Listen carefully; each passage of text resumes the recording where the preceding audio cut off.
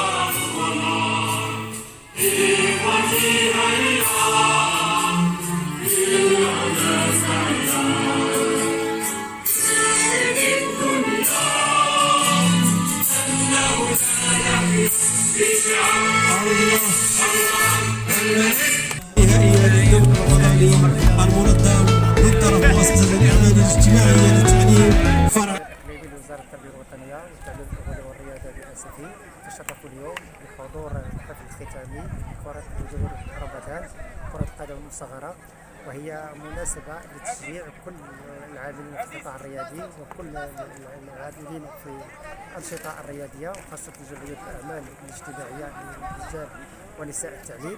إن هذه المباراة جمعت مجموعة من المنخرطين، أساتذة، مديرين، مفتشين، وهي مناسبة لتشجيعهم على العطاء داخل الفصول الدراسية وداخل المرافق الإدارية والتربوية، لأن الرياضة شيء أساسي وشيء مهم ومحفز ونشيط، إذن لهم منا كل تشجيع وكل دعم وكل مساندة لمضي قدما في تنزيل هذه الأنشطة وتوظيفها لفائدة القطاع والارتقاء بمنظومة التربية الوطنية.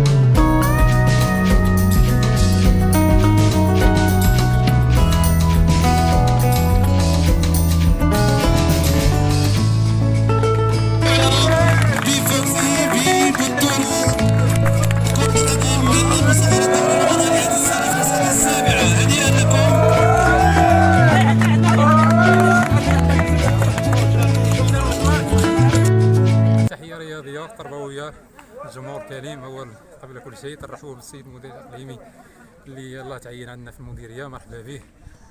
والمقابلة كي شفتي راه كانت مقابلة صعيبة شوية، واستطعنا باش ننتصروا لأن كاين عناصر، مجموعة العناصر في الفريق ديالنا عندهم تجربة وكاين عناصر شابة، والحمد لله أننا استطعنا أن ننتصروا نفوزوا بهذه البطولة هذه، تنهدوها لجميع نساء ورجال التعليم في المدينة. وتحية طيبة للجنة المنظمة والمشاركين والصحافة المحلية اللي غطت الحدث. رمضان مبارك كريم وعيد مبارك سعيد.